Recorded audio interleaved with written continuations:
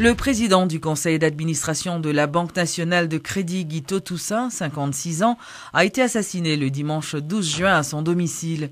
Selon les premiers éléments d'information, M. Toussaint a été attaqué par des bandits qui ont ligoté toutes les personnes qui se trouvaient dans sa résidence de Vivi-Mitchell.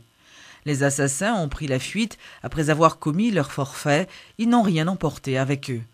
Après cet assassinat tragique, c'est la consternation totale au sein de la famille du disparu.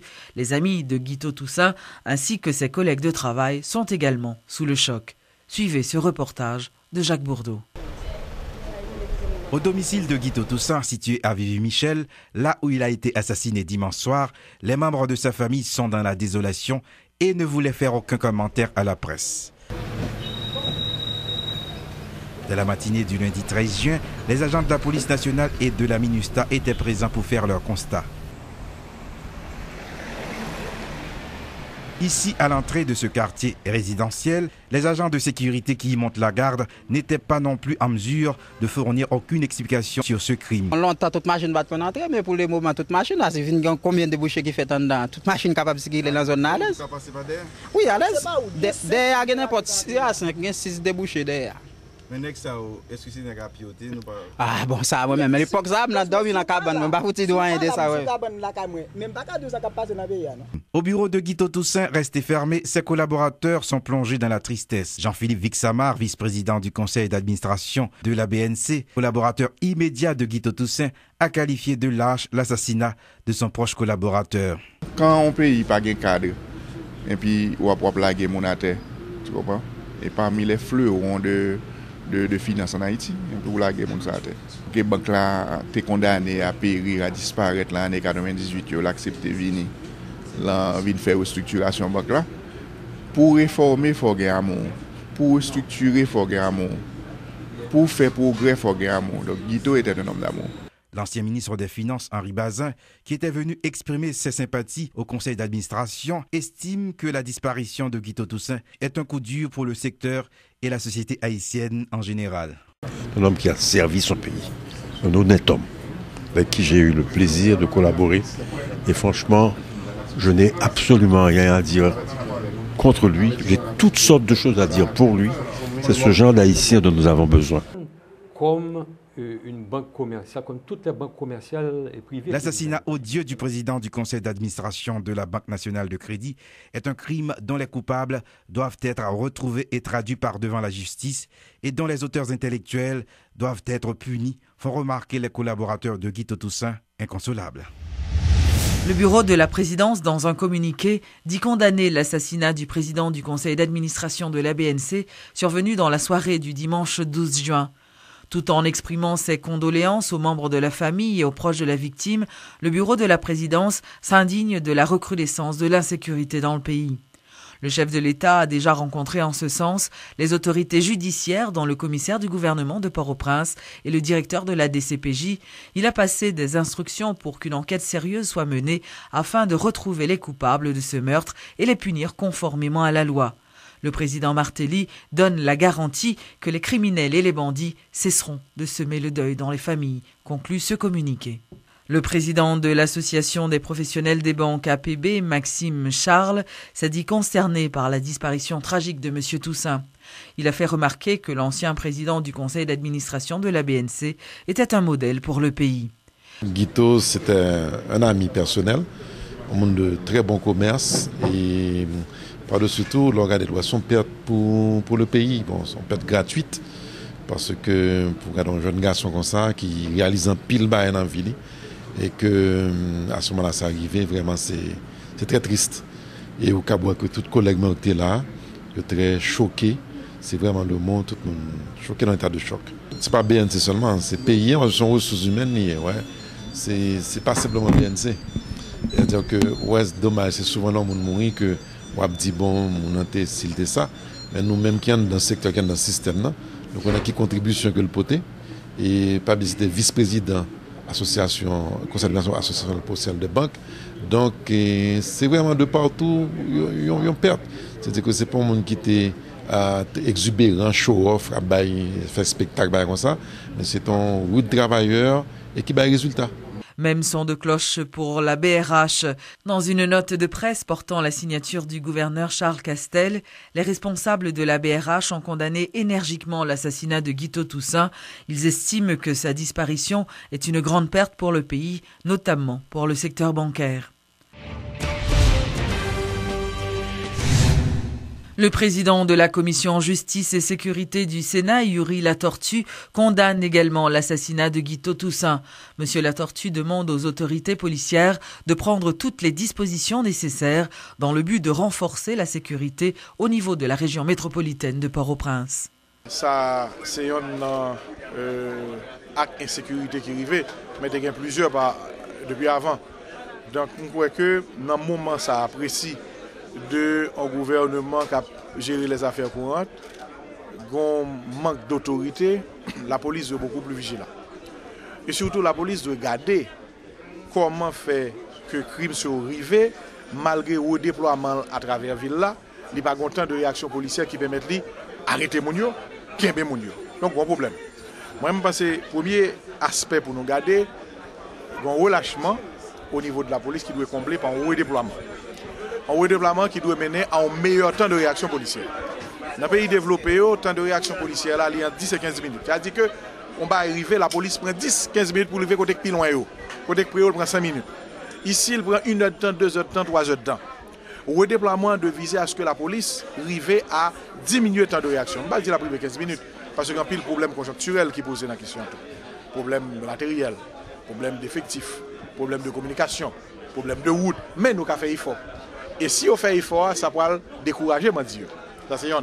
Deuxièmement, on a crapuleux, odieux comme ça qui commettent. Il faut que nous arrivions justement à faire enquête là. Il est normal que nous pas arrêter les gens, mais la police a fait enquête là pour que les joignent les gens à partir d'indices, à partir de faits, à partir de témoignages. Et je pense qu'il faut le faire. Et là, le faire, les Kembe Bandi l'arrêter, là ça va un signe que la police sous ça, même si que littéralement dans le moment où le crime l'a fait. La police annonce l'arrestation de plus d'une dizaine de présumés bandits, selon l'inspecteur Joseph Dupont du commissariat de Port-au-Prince. La plupart de ces individus opéraient au niveau du Champ de Mars. L'ambassadeur des États-Unis en Haïti, Kenneth Merten, souhaite l'aboutissement le plus rapidement du processus de ratification du Premier ministre désigné Daniel Gérard Rouzier. Monsieur Merten, qui participait à une activité organisée par la CFI, a fait remarquer que le pays a besoin d'un nouveau gouvernement en vue de son avancement. Je crois que c'est quelque chose d'important, c'est quelque chose de nécessaire. C'est clair que le pays a besoin d'un gouvernement. Nous, comme pays amis d'Haïti, on a besoin des interlocuteurs et on regarde le processus. Et on espère que ça va aboutir sans problème. Vous soutenez le choix du Premier ministre? Ce n'est pas à moi de soutenir. Je connais bien M. Rouzier, c'est un homme d'intégrité, de beaucoup de capacité. Mais c'est au président Martelly et le Parlement à décider.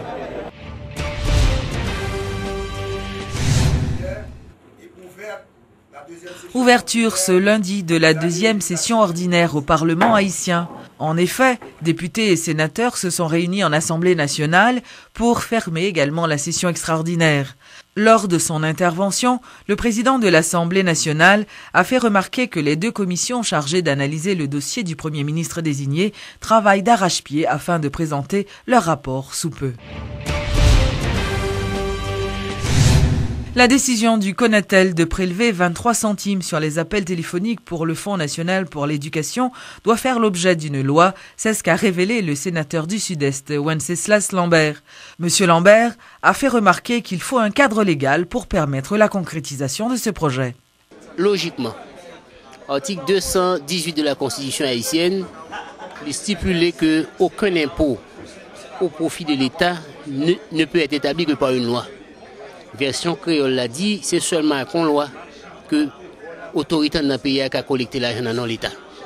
Donc, si nous partons de principe principe constitutionnel, là, on a dit que le président, Kounia, pressé, t'as gagné pour rédiger un projet de loi et pour t'avoir le Parlement, pour que le Parlement dote projet là, d'un outil légal constitutionnel pour que les capables de faire projet ça exécuter dans le pays.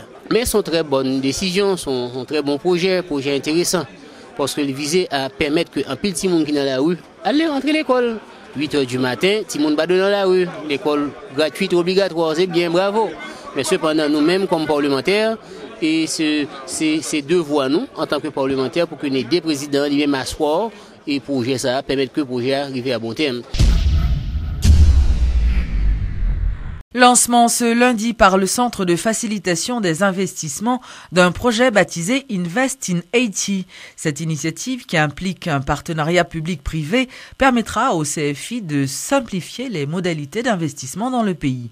Reportage chez La Louis. Le pays est maintenant ouvert au monde des affaires. Les propos du président Martelly lors de son investiture le 14 mai dernier. Depuis lors, cette phrase sert de leitmotiv pour encourager l'investissement en Haïti. En effet, le Centre de facilitation des investissements, en association avec un groupe du secteur privé, a conçu un site web baptisé Invest in Haiti, dont le lancement avait lieu ce lundi 13 juin. Le directeur du CFI, Guy Lamotte, nous en parle. investinhaiti.com a fait un website côté les mêmes li pral rassembler tout projet que joignent et qui besoin de partenariat. N'entend pas partenariat, assez souvent des femmes qui ont un projet qui besoin chercher l'autre monde pour investir avec eux. Donc investinhaiti.com lui-même là a prend projet moun ça mettez sur website li. Naturellement pour l'argent, c'est pas gratis. Et projet ça inévitablement les envoyer monter. Il y a toujours besoin de bénéficier des avantages incitatifs de la part de l'État. Grâce à ce projet supporté par la présidence, Haïti se positionne sur la voie du développement, a fait remarquer le représentant de Michel Martelly à cette cérémonie. Klaus Eberwein a par ailleurs déploré le fait que le pays soit classé à la 162e place sur 180 dans un rapport de la Banque mondiale publié en 2011 concernant les facilités d'investissement. Nous avons déjà identifié des actions rapides pour y remédier, telles que par exemple la simplification de la procédure d'enregistrement, comme l'a dit M. Lamotte, dans l'enregistrement des entreprises, ou la simplification de l'obtention des permis de construire, le renforcement du CFI, le renforcement et la modernisation du CFI. Le président Martelly donne tout son engagement au renforcement du CFI. Ou encore l'organisation de forums internationaux et nationaux d'investissement. L'ambassadeur américain accrédité en Haïti a mis l'accent sur l'importance des investissements dans le pays. En ce sens, Kenneth Merten réitère l'engagement des États-Unis à aider le gouvernement haïtien. Le diplomate en a profité également pour annoncer la construction prochaine d'un parc industriel à Caracol qui pourrait générer des milliers d'emplois. On va réaliser un parc à Caracol qui va créer 20 000 jobs l'année prochaine. Ça va, au fur et à mesure, nous amener à 60 000 postes de travail. Avant le 12 janvier 2010, des hommes et des femmes d'affaires avaient manifesté leur désir d'investir en Haïti. Mais le séisme a tout chamboulé. Aujourd'hui, quelques 17 mois après, la vie reprend et des investisseurs veulent à nouveau tenter leur chance. Souhaitons que cette fois-ci, ils aillent au bout de leur projet.